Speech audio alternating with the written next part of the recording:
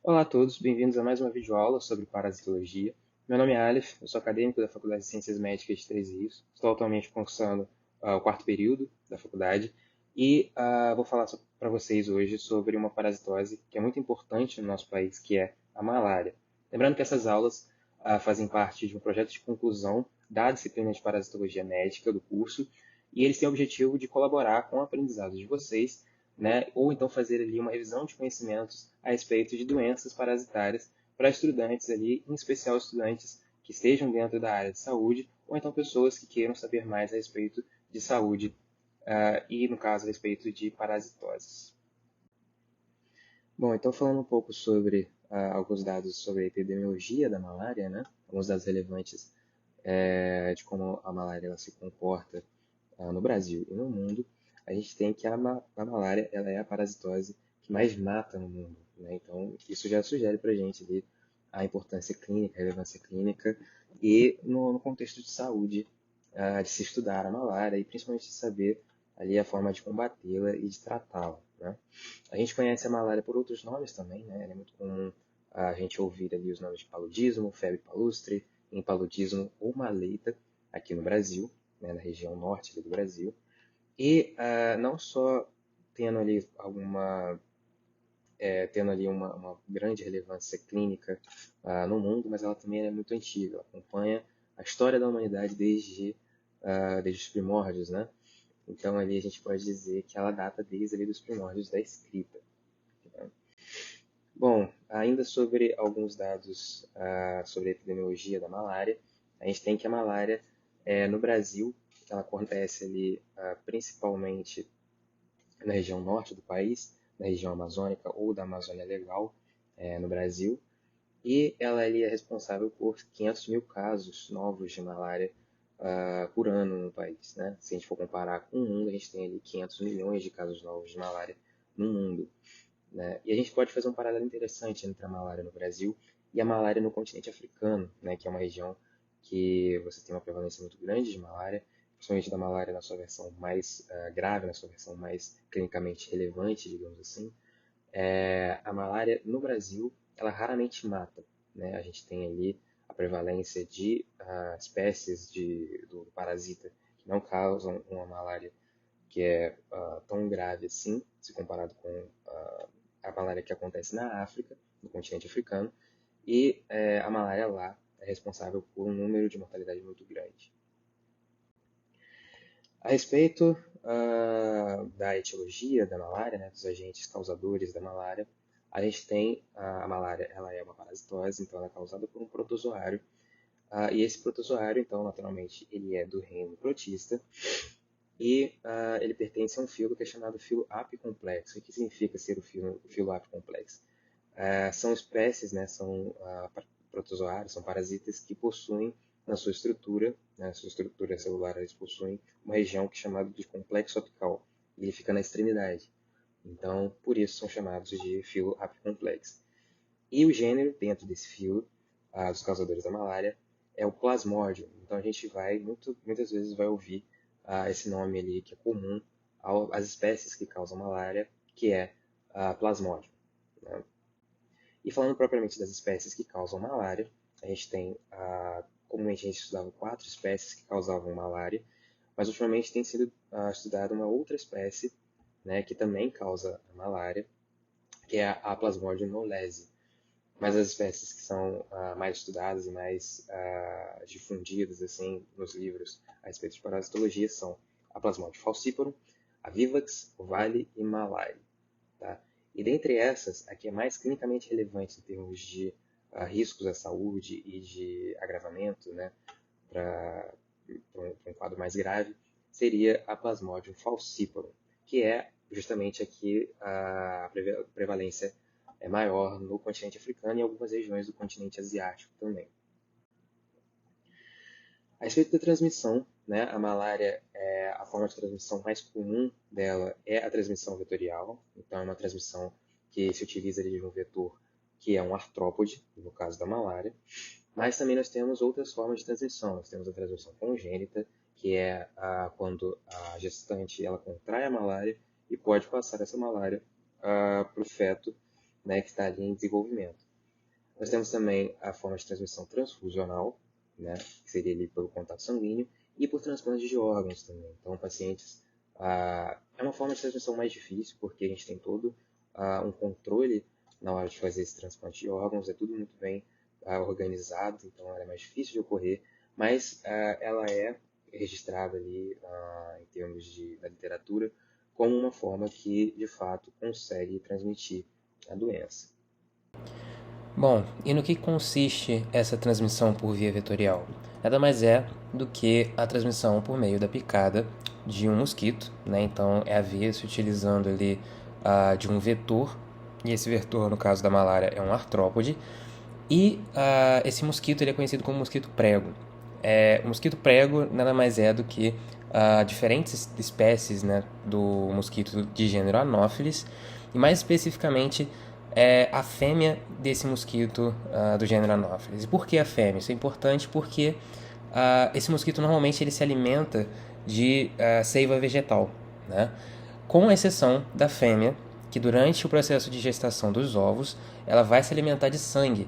E por que ela faz isso? É porque ela precisa de uma quantidade de nutrientes maior para poder fornecer, né, nesse processo de gestação para os ovos ali que ela está gestando. Então, ela precisa de uma fonte mais rica de nutrientes do que a seiva vegetal. E essa fonte é o sangue de mamíferos, e no caso aqui, a respeito da transmissão da malária, no caso, o sangue humano. Então, a fêmea ela faz esse repasto sanguíneo para poder conseguir fornecer os nutrientes necessários para os ovos. Então, por isso, ela se torna hematófaga. Hematófaga é aquela que se alimenta de sangue. Então, é justamente a fêmea que vai transmitir para a gente a malária. Né? E como é que funciona essa transmissão vetorial? Bom,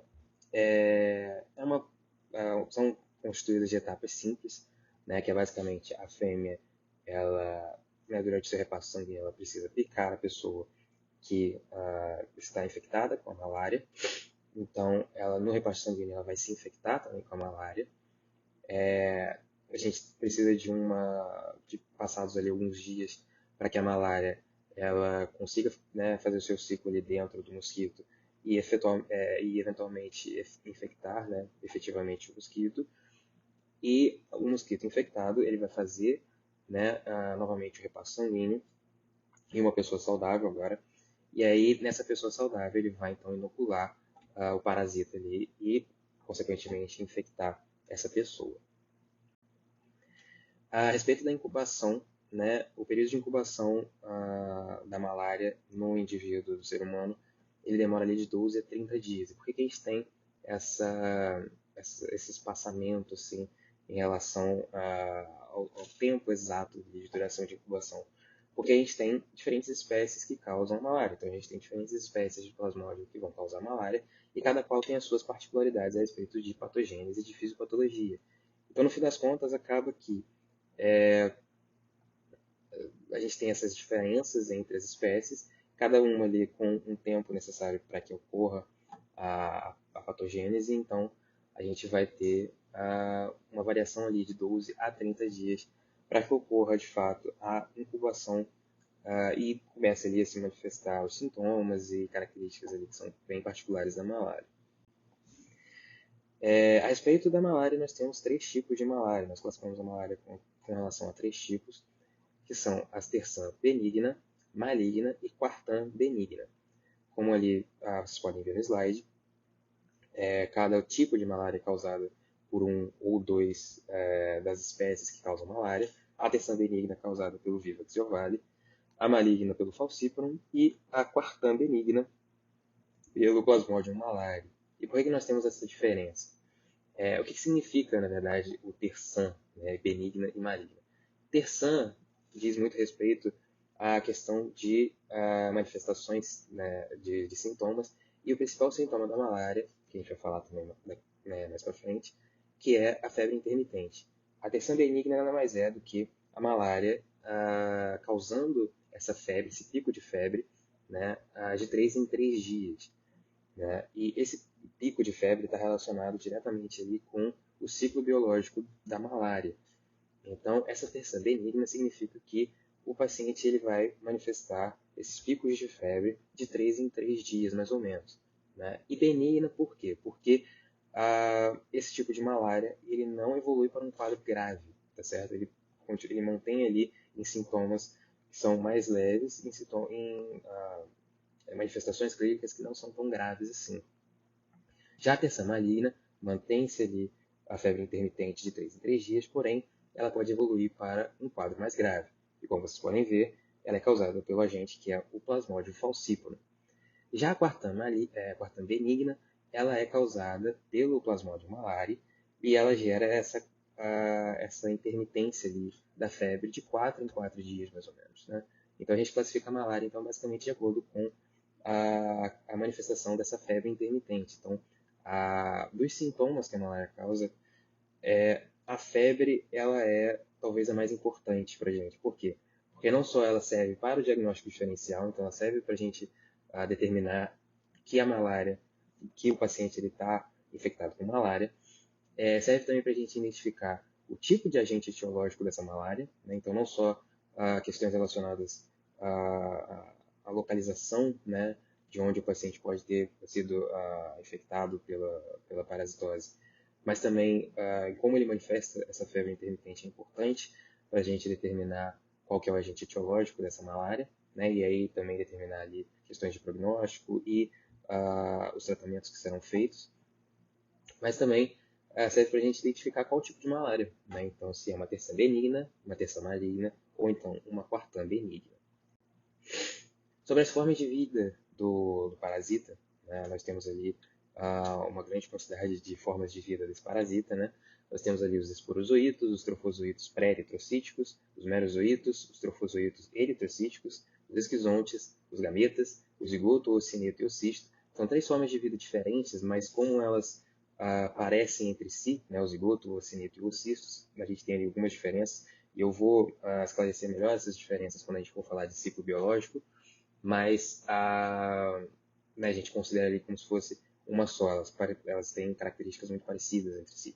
E nós temos a última, que é chamada de hipnozoíto, está marcada ali com asterisco. Por quê? Porque não são todas as espécies de malária que possuem essa forma de vida de hipnozoíto. Ela é uma forma de vida que ela é comum ao Plasmodium vivax e o Plasmodium ovale. E o que é essa forma de vida de hipnozoíto? É uma forma de vida de resistência, né? Então, é uma forma de vida que faz com que essa malária ela fique latente no organismo do hospedeiro. Né? Ela ocorre ali durante um ciclo, né? Dentro do ciclo biológico, a gente divide esse ciclo biológico em ciclos menores. Né? Então, ela faz parte do ciclo que a gente chama de exoeritrocítico, né? Que eu vou explicar melhor daqui a pouco. E, basicamente, é uma forma de vida de resistência, fica lá no fígado, nos hepatócitos. E ela é importante por quê? Porque ela resiste à grande maioria dos fármacos. Então, é muito difícil de você erradicar do hospedeiro o parasita completamente, porque dependendo do agente etiológico, e como eu falei, né, identificar qual que é o tipo de agente etiológico é muito importante. Né? Então, a gente tem ali os dados, principalmente sobre a febre, né, sobre como se manifesta essa intermitência da febre, é muito importante. Então, acaba que se a gente estiver lidando ali com um caso de Plasmodium vivax ovale, a gente tem que sempre considerar a possibilidade desse hipnozoíto, né, dessa forma de resistência. E uma outra característica que é importante a gente analisar quando a gente vê ali essa quantidade de formas de vida é que isso representa para a malária e para o Plasmodium uma vantagem adaptativa. Né? Se a gente parar para pensar, a gente tem formas de vida diferentes e, né, por formas de vida diferentes, a gente tem que entender que cada um tem as suas particularidades morfológicas. Né? Então, a gente tem toda uma estrutura em termos de membrana celular, em termos de organelas, em termos de metabolismos e eventuais presença de enzimas, proteínas. E isso faz com que a gente tenha uma certa dificuldade, dependendo da etapa do ciclo, né, em que, até cronológica mesmo, do ciclo em que está ocorrendo dentro do hospedeiro, do nosso sistema imune de conseguir combater efetivamente a malária. Então, ter uma quantidade grande de formas de vida é uma vantagem evolutiva para poder ali funcionar talvez como um mecanismo de evasão do sistema imune do hospedeiro. A respeito do ciclo biológico, como eu já havia falado, o ciclo biológico é dividido em ciclos menores, né, que podem ser chamados ali de fases também. Então, esses ciclos menores, que juntos vão formar o ciclo biológico da malária, seriam então a fase esporogônica, ou ciclo esporogônico, que nada mais é do que o ciclo em que a gente vai ter a reprodução sexuada do plasmódio, e esse ciclo ele vai ocorrer no mosquito. Tá? Lembrando que a malária ela é uma doença, ela é uma parasitose, com um ciclo, né, no caso o plasmódio, ele possui um ciclo que é chamado ciclo heteroxeno. O que significa dizer que o ciclo é heteroxeno? Ele precisa de ao menos dois hospedeiros para completar todo o seu ciclo, e esses hospedeiros são divididos em hospedeiro definitivo e hospedeiro intermediário. O hospedeiro definitivo, nos parasitas que possuem ciclo heteroxeno, é justamente o hospedeiro em que você tem a reprodução sexuada. Né? No caso do plasmódio, no caso da malária, o hospedeiro definitivo é o mosquito, enquanto que o hospedeiro intermediário é o ser humano, porque no ser humano a gente só tem a reprodução assexuada. Então, como eu estava falando, nós temos a fase esporogônica, ou ciclo esporogônico, que é o ciclo onde acontece a reprodução sexuada, e essa reprodução sexuada acontece justamente no mosquito. Já a fase esquizogônica, hepática, né, que é o ciclo exoeritrocítico, que vai acontecer, como o próprio nome já sugere, no fígado, né, nas células aí do fígado, que são os hepatócitos, ele acontece quando acontece a reprodução assexuada, e como acontece no fígado, acontece dentro do hospedeiro humano. E já a fase esquizogônica eritrocitária, ou ciclo eritrocítico, é o ciclo que também acontece no ser humano, só que acontece no sangue, acontece ali tendo como célula hospedeira as hemácias. Né? Bom, agora falando especificamente sobre o ciclo biológico, né? A gente comentou que o ciclo biológico é dividido ali em pequenas etapas, né? A gente tem a parte do ciclo que é o exoeritrocítico, o eritrocítico e o esporogônico. Juntando essas três, a gente tem o ciclo total, o ciclo biológico total. Eu vou começar pela parte, né, pela etapa em que você tem o repasto sanguíneo da fêmea do mosquito Anopheles, né, no ser humano. Então, conforme ela vai se alimentando ali do sangue do ser humano, ela também faz a inoculação dos esporozoítos, que é uma das formas de vida do parasita, né, no organismo humano, no hospedeiro humano, então já ali direto na corrente sanguínea. Esse esporozoito, quando ele cai na corrente sanguínea, vale lembrar uma característica morfológica do esporozoito, é que ele possui justamente o complexo apical, né, que dá ali a característica do plasmódio ser pertencente ao filo apicomplexa, e ele possui então esse complexo apical na extremidade, né, da sua estrutura ali, da sua estrutura celular, e ele perde esse complexo apical quando chega na corrente sanguínea. Né? Quando ele perde esse complexo apical, ele passa por uma mudança estrutural, né? Uma mudança morfológica, em que ele deixa de ser um esporozoito e passa a ser um trofozoito pré-eritrocítico. Né? Esse trofozoito ele possui um tropismo por células hepáticas, pelos hepatócitos ali presentes no fígado, e através da circulação porta ele chega de fato ao fígado e infecta, né? Ele penetra ativamente nesses hepatócitos. Quando ele chega nos hepatócitos, ele vai passar por um processo de reprodução assexuada, em que você tem, das formas de reprodução assexuada, a forma chamada de esquizogonia. Né? Não à toa, a fase ali é chamada de fase esquizogônica hepática. Né? Então, esse processo de reprodução assexuada, que é chamado de esquizogonia, ele acontece de modo que você tem uma multiplicação de núcleos celulares dentro ainda de uma unidade celular, então você tem uma célula muito grande, repleta de núcleos, até que ocorre o rompimento dessa célula e você tem a liberação de formas de vida que tem um nome, né, formas de vida diferentes de trofozoito pré-eritrocítico, que são chamados de merozoítos. Então a gente tem a liberação desses merozoítos, no caso ali dentro do hospedeiro. Só que o que acaba acontecendo é que com o rompimento né, do esquizonte, né, que é essa célula, né, com vários núcleos ali, que está passando por esse processo de esquizogonia, a gente tem um rompimento do hepatócito também. Né? Então, acaba acontecendo a lise desse hepatócito, e esses merozoítos eles caem na corrente sanguínea mais uma vez. Por quê? Se a gente lembrar ali da anatomia, principalmente da histologia do fígado, a gente tem próximos aos hepatócitos, nós temos ali uma rede de capilares que são chamados de sinusoides hepáticos. Então, a gente tem, depois desse rompimento, os merozoítos caindo nesses sinusoides hepáticos, então voltando à corrente sanguínea. Agora, diferentemente do trofozoito pré-eritrocítico, o merozoíto ele possui um tropismo por hemácias, né? Então, ele faz todo esse processo de penetração ativa, né? Então, ali através das moléculas de adesão das hemácias, eles conseguem se aderir e penetrar efetivamente a hemácia, né? Como os pré-eritrocíticos faziam com os hepatócitos.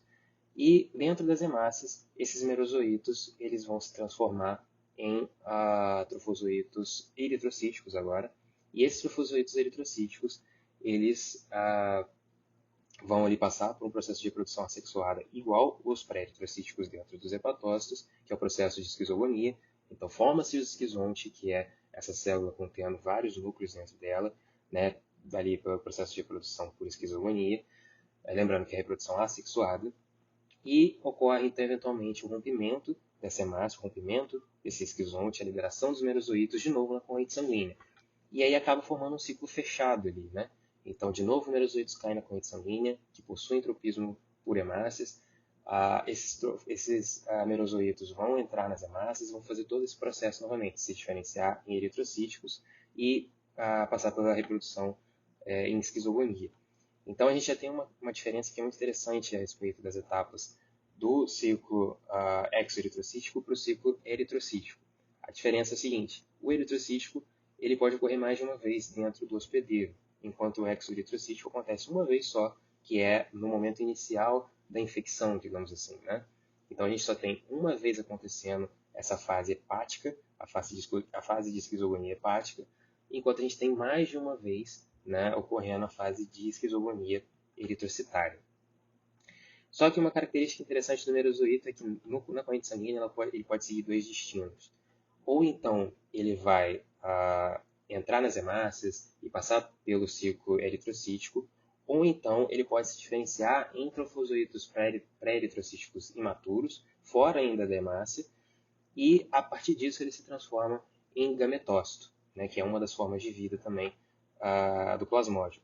E esses gametócitos eles ficam ali na corrente sanguínea até que um novo mosquito, né, um novo anófeles, faça, né, no caso a fêmea, faça o repasso sanguíneo mais uma vez no hospedeiro, né, no caso intermediário infectado, e aí contraia esses gametócitos, né? Então, fazendo isso, né, então fazendo ali, se alimentando do sangue do ser humano e contraindo então esses gametócitos, acaba que esses gametócitos eles caem então no trato gastrointestinal do mosquito, né? Então ele fica ali na luz intestinal do mosquito e esses gametócitos ali eles começam a se diferenciar uns dos outros, né? A gente tem uma diferenciação de gametócitos para microgametócitos e macrogametócitos. A gente costuma chamar os microgametócitos de gameta masculino e macrogametócitos de gameta feminino. Ali ainda na luz a gente tem a fecundação do macrogametócito pelo microgametócito. Então você tem a junção desse material genético que vai culminar na formação do zigoto, né? Lembrando que está ainda na luz no intestino do mosquito. Esse zigoto ele passa por uma transformação que é deixar de ser zigoto e virar ocineto. O ocineto, em termos de estrutura, ele se assemelha ao zigoto, com a diferença de que ele é móvel. O fato dele ser móvel faz com que ele saia dessa luz do intestino do mosquito, consiga penetrar o epitélio do intestino do anófeles e chegar à divisa ali entre o epitélio e a lâmina basal do intestino do anófeles. E ali ele vai passar por mais uma transformação, vai deixar de ser o ocineto e vai se transformar em oocisto, que é uma forma também imóvel. E o oocisto ele se desenvolve ali naquela região, né, até que eventualmente ele também se rompe e vai liberar os esporozoítos. Esses esporozoítos, né, após o rompimento do oocisto, eles vão cair na hemolinfa, né, que seria uma espécie de corrente sanguínea do mosquito, né, se a gente fosse fazer um paralelo com o ser humano. Ele cai na hemolinfa do mosquito, dos esporozoítos, e eles vão migrar para a região das glândulas salivares do mosquito. Então, quando mais uma vez esse mosquito for fazer o repasso sanguíneo, né, no caso lembrando que a fêmea do gênero Anopheles, quando ela for mais uma vez fazer o repasto sanguíneo, esses esporozoítos na saliva vão sair e vão inocular um hospedeiro saudável e vão, né, fechar o ciclo da malária. A respeito da patogenia da malária, a base da patogenia acontece justamente ali no ciclo eritrocítico, que é a lise dessas hemácias, né? Então, quando a gente tem a destruição das hemácias, a gente tem as manifestações clássicas da malária, que eu vou falar daqui a pouco também, né? Uma delas é a febre intermitente. A gente vai entender como que a febre intermitente está relacionada com as hemácias, né? Mas, basicamente, o que causa problemas para nós, né, como hospedeiros intermediários, é a destruição das hemácias. A destruição dos hepatócitos também é importante, mas o que acaba sendo mais importante, justamente pelo fato de o ciclo eritrocítico poder acontecer mais de uma vez, né, enquanto o exoeritrocítico acontece uma vez só, e não naquele momento inicial, é justamente essa destruição de hemácias. E aí vai mais um dado relevante a respeito do falciparum, né, que o diferencia dos demais e justamente faz com que ele cause uma forma de malária mais grave, é que ele pode destruir até 25% das hemácias. E para termos comparativos, primeiro que 25%, um quarto das hemácias já é um valor muito grande, né, se a gente for parar para pensar.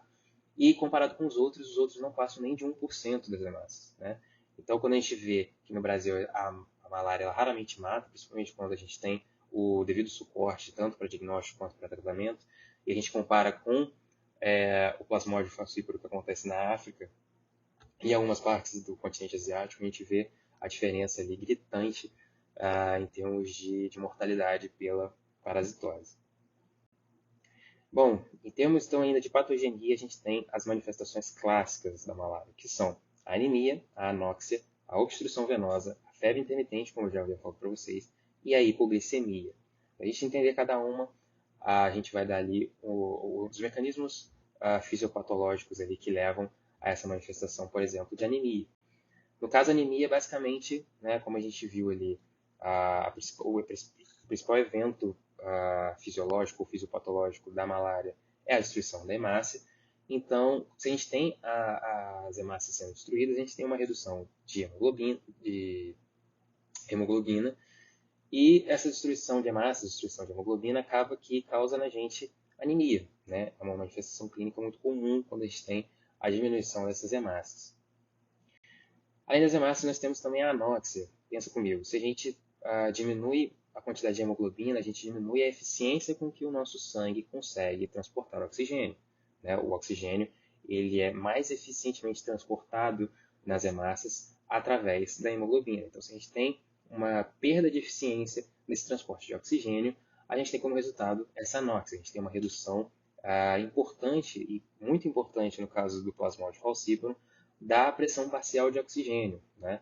Então, ali a gente pode entender, talvez, a anemia e a anóxia como quase que concomitantes ali, né? A gente tem processos muito parecidos em relação aos dois. Além disso, nós temos, então, a obstrução venosa, né? E por que essa obstrução ocorre? Quando a gente tem todo esse processo de ciclos eritrocíticos, acaba que a gente tem uma destruição de hemácias, né? Um conteúdo ali de hemácias e células mortas aumentando no sangue, né? E junto desse conteúdo de células, de restos celulares ocorrendo e também processos inflamatórios, porque restos celulares ali implicam em um processo inflamatório, ainda que seja para poder remover esses restos de guerra, digamos assim. A gente também tem um conteúdo de parasitas no sangue, propriamente dito, né? Um conteúdo celular de parasitas, que é, no caso, a parasitemia, perdão.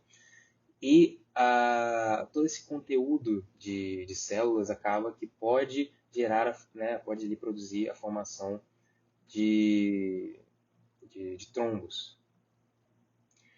E esses trombos podem eventualmente embolizar, podem eventualmente causar ali problemas maiores, né, que podem ali culminar em uma obstrução venosa. Como eu já havia falado, a febre intermitente está muito relacionada ali às diferenças em relação ao agente etiológico que causa a malária, aos diferentes tipos da malária. E por que ela ocorre? Quando o trofozoíto eritrocítico ele está ali dentro da hemácia, ele passa ali pelo processo de reprodução assexuada, ele passa por uma etapa ali do seu ciclo que demanda bastante energia. E essa energia, a gente pode traduzir isso, não só energia para a realização dos processos, mas também ele precisa ali de material para poder se reproduzir, né? E então a gente entende esses processos assim como processos catabólicos em que a gente precisa de matéria-prima, digamos assim, para poder realizar esses processos. No caso, uma das coisas que ele utiliza ali como matéria-prima para poder realizar esses processos de reprodução e de sobrevivência dentro da hemácia é a destruição da hemoglobina. Ele faz a degradação dessa hemoglobina e, através de um metabolismo, ele vai degradar a hemoglobina e um dos metabólitos dessa hemoglobina, quando degradada pelo plasmódio, é um pigmento que é chamado de hemozoína, uma proteína, né, que ela causa ali ela tem uma certa coloração, né, por isso é chamado de pigmento, e é também muito conhecido como pigmento malárico. E essa hemozoína ela é um mediador, né, ela funciona como um mediador químico que induz a febre. Então, quando a gente tem uma liberação muito grande de hemozoína por conta dessa lise de hemácias, né, você pensa, quando a hemácia morre, ela vai liberar, né, por lise, é um processo de morte não programado, e a gente tem a liberação do seu conteúdo intracelular no meio extracelular do sangue. Né? E dentro desse conteúdo, a gente tem justamente a hemozoína. Então, acaba que essa hemozoína liberada no sangue, ela vai induzir essa febre, né? Essa quantidade de hemozoína no sangue induz a febre, e aí, induzindo a febre, a gente tem esses picos de febre, né, que é chamado de intermitente, porque ele acontece aí em períodos, né, seja de 3 em 3 dias, seja de 4 em 4 dias, e ele é concomitante com o ciclo biológico do parasita. Por quê? Porque sempre quando se completa um ciclo eritrocítico, e lembrando que o final do ciclo eritrocítico é a morte das hemácias, ou seja, a liberação dos merozoítos novamente no sangue, libera-se essa hemozoína com a morte da hemácia, esse conjunto de hemozoína induz essa febre, essa agudização da febre. Então, sempre quando um ciclo eritrocítico termina, a gente tem, então, a manifestação da febre. Então, por exemplo, quando a gente considera uma terçã benigna, ou seja, uma febre de 3 em 3 dias, a gente sabe que o Plasmodium vivax ou ovale, que são os ali que causam a terçã benigna, eles possuem um ciclo eritrocítico que dura justamente 3 em 3 dias. Né? Além da febre intermitente, nós temos a hipoglicemia. Então, a gente tem uma alta demanda metabólica do Plasmodium, tanto no fígado quanto também no sangue, ali para a gente ter né, os processos dele ocorrendo. Né? Então, a gente tem, como eu falei, uma demanda metabólica, uma demanda de energia, e isso faz com que a gente tenha uma diminuição dessa quantidade de glicose no sangue. Né? Não só do sangue, mas também a gente tem uma redução das reservas de glicogênio. Então, acaba que uma das manifestações clínicas clássicas da malária é a hipoglicemia. Com relação à sintomatologia, né, além daquelas manifestações, nós temos ali a esplenomegalia, né, porque pensa, se a gente está num processo que destrói hemácias, a gente tem tanto uma viremia quanto uma parasitemia, perdão, quanto uma destruição dessas hemácias, acaba que a gente sobrecarrega o nosso baço, né, no processo ali de depuração do sangue, então ele acaba ficando maior. Como eu também já tinha falado, a febre intermitente, mal-estar, suor e calafrio, cefaleia, vômito, diarreia, hipoglicemia, convulsão e coma. E lembrando que a convulsão e coma estão relacionados a um agravamento do quadro clínico, que é mais comum no falcíparo. E dentre esses sintomas, lembrando o mais importante, a febre intermitente, não só por conta de gerar o diagnóstico né, do tipo de malária, como também de identificar o tipo de agente antibiológico e fazer com que a gente consiga determinar um prognóstico com mais precisão. Com relação ao diagnóstico da malária, a gente tem duas formas de diagnosticar essa malária, que trabalham ali em conjunto, que seria o diagnóstico clínico e o diagnóstico laboratorial. O diagnóstico clínico é aquela base da clínica mesmo, que é o somatório de anamnese e exame físico, né? Então, ele compondo o exame clínico. Então, alguns dados relevantes a respeito da anamnese é se o paciente ele reside em algum lugar em que você tem ali endêmico a malária, ou se ele fez alguma viagem para uma região endêmica de malária, né? Ou então se ele foi picado, se ele possui alguma marca de picada de mosquito ou alguma coisa do gênero. Né? E a respeito de exame físico, a gente tem que sempre se atentar ali às manifestações que são características da malária, em especial a febre intermitente. O diagnóstico laboratorial ele consiste numa análise em microscópio, a gente consegue ver as formas ali, principalmente dos trofozoítos da malária, então a gente faz esse exame parasitológico, né? E junto disso a gente também consegue obter informações, né, para um diagnóstico laboratorial da presença do plasmódio no organismo através de teste rápido, né? O teste rápido ele vai identificar justamente a presença de anticorpos e aí com isso a gente consegue então trazer mais um elemento de prova para a gente diagnosticar um paciente com malária. Então, como eu havia falado, o diagnóstico clínico é o exame clínico mais a anamnese, né? Perdão, o exame clínico é a anamnese mais o exame físico, e a gente se atenta às manifestações clínicas clássicas da malária, enquanto que o laboratorial é a análise em microscópio junto ali de testes rápidos para identificar os anticorpos. A respeito do tratamento da malária, a gente tem que levar algumas considerações, né? Primeiramente é que a primeira coisa que a gente tem que saber é a espécie, né? Por que a gente precisa saber a espécie? Lembrando que algumas espécies a gente tem da malária, elas causam um prognóstico mais difícil, como por exemplo o falciparum, ou ainda algumas espécies possuem algumas formas de vida extra, como o ovale e o vivax, que causam ali, que tem ali na sua etapa de ciclo biológico a formação do hipnozoito. O hipnozoito, lembrando, ele é uma forma de resistência que aparece ali depois do trofozoito pré-eritrocítico, né, em que ele fica latente ali no fígado, dentro dos hepatócitos, e é muito resistente à grande maioria dos medicamentos. Então, a gente tem que ver a capacidade de resistência do agente etiológico que a gente está trabalhando ali no paciente, se ele é resistente aos medicamentos, a qual medicamento ele é resistente, isso é muito importante saber. Então, a gente precisa ali ter informações sobre a espécie de plasmódio, ao tipo de malária que o paciente está sendo acometido. Né? Os medicamentos mais comuns para o tratamento da malária são a cloroquina, a primaquina, a lumefantrina e as artemisinas, tá certo? A cloroquina, em específico, ela foi um medicamento muito utilizado, tá certo? Foi o primeiro medicamento desses aí utilizados para o tratamento de malária. Ainda ela é utilizada como tratamento profilático. O problema é que ela já criou uma certa resistência, né? Então, pelo uso indiscriminado e também em termos de quimioprofilaxia, né, medicamentosa, acaba que se criou umas capacidades de resistência à cloroquina, então a cloroquina ela perde eficiência, então demanda ali tratamentos vindos de outras formas, de outros medicamentos, né? E os mais utilizados são a primaquina, a lumefantrina e as artemisinas. E uma coisa muito importante é que nós temos as combinações terapêuticas, justamente para a gente conseguir combater todas as formas de vida do parasita, né? Lembrando ali que uma das suas vantagens evolutivas é ele possuir diferentes formas de vida, né? Então a gente tem que ser capaz de combater todas essas formas de vida, evitar a latência, evitar a presença ainda de algum parasita ou de alguma forma de vida ainda que possa evoluir para uma certa latência.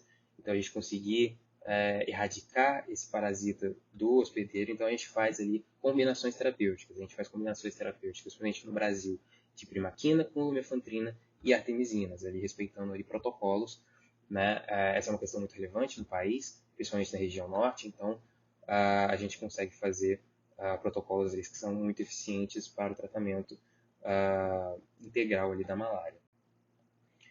A respeito de prevenção, a gente tem aqui algumas medidas profiláticas, e isso é muito importante, não só para os alunos, né, para as pessoas que graduam ali em áreas de saúde, mas para a população como um todo, né? Seria, então, como prevenir a contração de malária e a disseminação da doença pelo país. Né? A gente tem ali o tratamento precoce, que talvez seja a medida mais importante, né? Que é basicamente você tratar aquelas pessoas que estão contaminadas com malária o mais rápido possível. Né? Então, você agilizar os processos diagnósticos, agilizar os processos de teste em massa e coisas do gênero, para que a gente consiga mapear as pessoas que contêm a malária e, né, eventualmente, conseguir tratar essa malária. Nós temos ali medidas como telas, né, tanto em portas quanto janelas, para evitar a transmissão vetorial, né, inseticidas também, que são muito importantes, e proteção individual. Então, o uso de repelentes é muito importante para que a gente evite essa transmissão por meio do mosquito anófilis. Educação ambiental e treinamento de saúde também é muito importante. É importante vídeos como esse, por exemplo, em que a gente tenta conscientizar as pessoas, fazer as pessoas entenderem mais sobre a malária, sobre o agente etiológico da doença, né? E é muito importante a gente conhecer, entre aspas, assim, o inimigo para conseguir combatê-lo. Então, a educação ambiental e o treinamento de saúde são muito importantes. E além disso, a gente tem também ali os exames em massa, a gente, né, identificar as pessoas que, né, possuem a malária, porque elas funcionam ali como reservatórios também, né? Então, sempre que um mosquito do gênero Anopheles conseguir picar uma pessoa que possui a malária, ele vai se contaminar e vai ser capaz de transmitir para outras pessoas. Então, saber as pessoas que estão que contêm a malária é importante e é importante para tratá-las, né? O nosso objetivo é sempre trazer a saúde para as pessoas, então quanto mais pessoas a gente conseguir diagnosticar, melhor a gente consegue tratar a população. E também a estrutura para diagnóstico é muito importante justamente para isso, para a gente conseguir fazer esses testes, e não só a estrutura para diagnóstico, mas a possibilidade de tratamento, né? Então, levar a farmacologia, levar os medicamentos necessários para o tratamento à população, especialmente as regiões, né, mais endêmicas, ali, mais, né, com maior prevalência, seja de plasmódios em Plasmodium falciparum, que, né, tem um prognóstico pior, seja em outras espécies. É muito importante a gente conseguir levar para eles tanto uma estrutura para diagnóstico quanto uma estrutura para o tratamento em si. Bom, em termos de referência, digamos assim, a Bíblia da parasitologia, pelo menos no Brasil, é o livro do Davi Pereira Neves, né, Parasitologia Humana, e foi o que foi utilizado para essa aula como referência teórica, referência bibliográfica. Bom, é basicamente isso. Eu queria agradecer por todos aí que assistiram a aula sobre a malária. Eu espero que as informações tenham sido ali esclarecedoras para vocês, tenham sido úteis para o estudo, seja para o estudo acadêmico, seja com um conhecimento a mais para que você possa ter a respeito de saúde e a respeito de epidemiologia e de parasitologia. Né? Lembrando ali que a parasitologia em si é um campo muito dinâmico, a gente tem que sempre se manter atualizado, sempre estar saindo protocolo, seja sobre malária, seja sobre outras parasitoses, né? E entender isso e ser sempre ali capaz de estudar sobre, no caso aqui da parasitologia, é muito importante para o profissional de saúde, em especial no Brasil, que a gente tem ali uma prevalência muito grande de malária, né? Gostaria de dizer que se vocês tiverem alguma dúvida, né, vocês podem deixar um comentário ou então entrar em contato comigo através do e-mail, né, que está disponibilizado aqui embaixo. E eu queria agradecer a todos, mais uma vez, por terem assistido essa aula e desejar-lhes, então, bons estudos.